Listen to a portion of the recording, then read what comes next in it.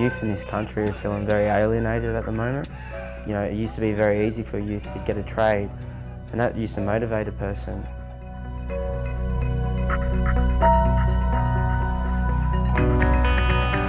There is nothing that gets you down more as a young person than not having employment, you know. Stand up, fight back! It's one of the leading causes of depression, not having a job, you know. The Right to Work is a strategy that has been brought on by the National Youth Committee, and it's been on Facebook and Twitter. We're holding these placards called Ready to Work to let the public know that there is a youth out there that are ready to work and want to be trained. From the recent things that we've had going on, like the dispute for the Alexander Spirit, 21 days on a picket line, Hutchison's, there are young women there standing up. These are new members that weren't union people, that didn't have a background in the maritime industry, that are standing up and fighting like one of the biggest global stevedoring companies. Well, the Youth Committee at Hutchinson, especially the Sydney Youth Committee, have been trying to get maximum participation down the picket line. We've been taking rosters where we can go down there, and we're engaging the youth down there. The youth have always been encouraged. You'd have an older senior delegate, a younger junior delegate, and it was part of a mentoring role. I was a trainee, I was a co-delegate, so you'd go up on the bridge with the delegate, listen to how they handle workplace issues and solve problems.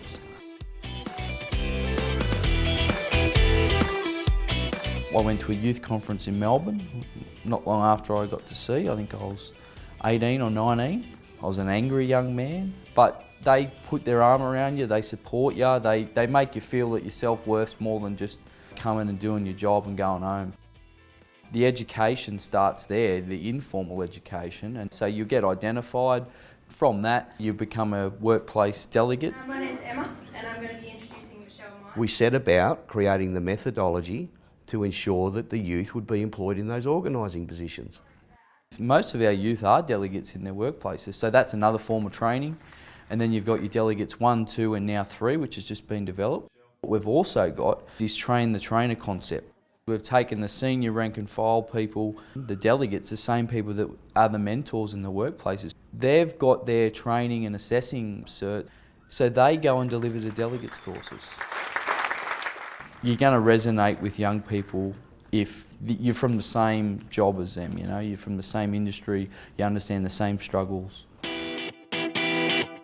What you're seeing out of Western Australia, Queensland and Newcastle, the training that we've put in place gives them the ability to get themselves organised. From that, leadership develops, and from that, when the opportunities arise for organiser positions in the union, our youth are ready to step up.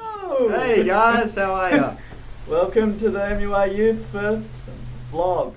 The youth committees come up with their agenda, they come up with what they want to do, gives them ownership of what they're doing, because if it's a top-heavy structure where we're, as officials, saying this is how it is, this is what you've got to do, then young people don't have ownership of it. And when young people don't have ownership of what they're doing, they're not going to support it, you're not going to have a high turnout.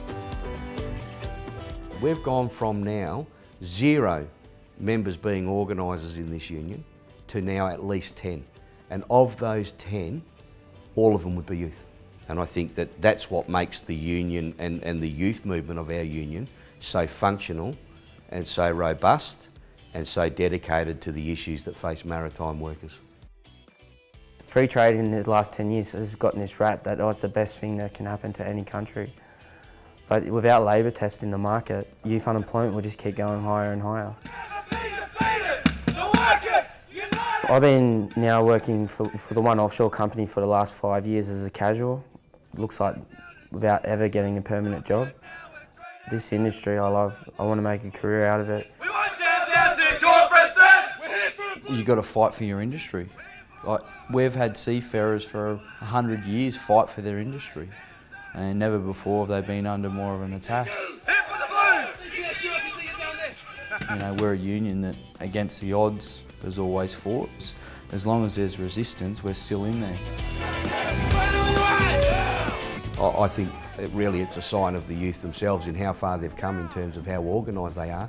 We're asking them now to lead those campaigns.